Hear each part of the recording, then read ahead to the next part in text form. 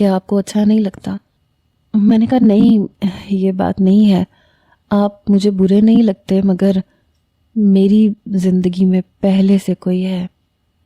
میری بات سن کے اس کا چہرہ بجھ سا گیا، کچھ دیر مجھے دیکھتا رہا، کہنے لگا اچھا۔ بڑا ٹوٹا ہوا لہجہ تھا، کہنے لگا کیا میں پوچھ سکتا ہوں کہ وہ کون ہے؟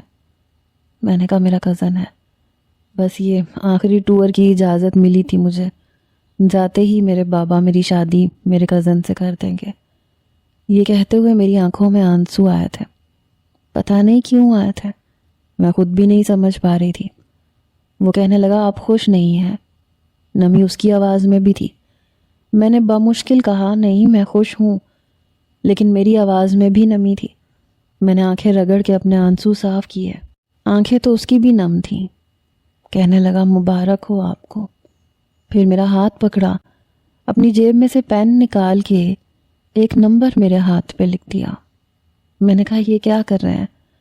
کہنے لگا اگر تمہاری زندگی میں میری تھوڑی سی بھی اہمیت تمہارے اس منگیتر سے زیادہ ہو تو یہ میرا نمبر ہے، بس ایک بار فون کر دینا۔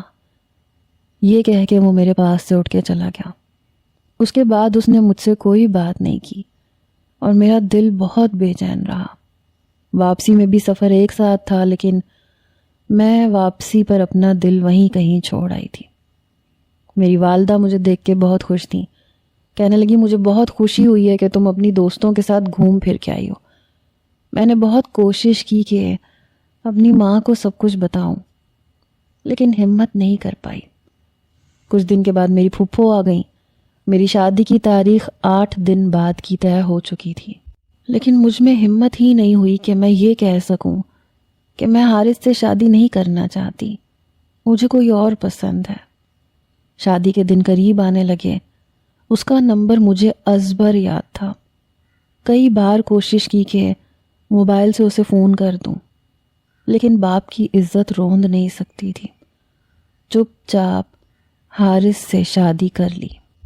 وہ ایک روایتی قسم کا مرد تھا۔ شادی کی پہلی رات پہ بس وہی روایتی سی باتیں کی، میری ماں کا ہر حکم اپنی ماں سمجھ کے ماننا، مجھے تمہاری کوئی شکایت نہیں ملنی چاہیے، وہی سب باتیں جو ہر عام مرد کرتا ہے۔ میں بہت چپ چپ سی رہنے لگی تھی۔ زندگی آگے بڑھنے لگی۔ میری شادی کو 5 سال گزر گئے۔ اللہ نے ایک بیٹی بھی دی اور بیٹا بھی، لیکن حارث کا رویہ میرے ساتھ عجیب سا، بالکل روکھا پھیکا سا تھا۔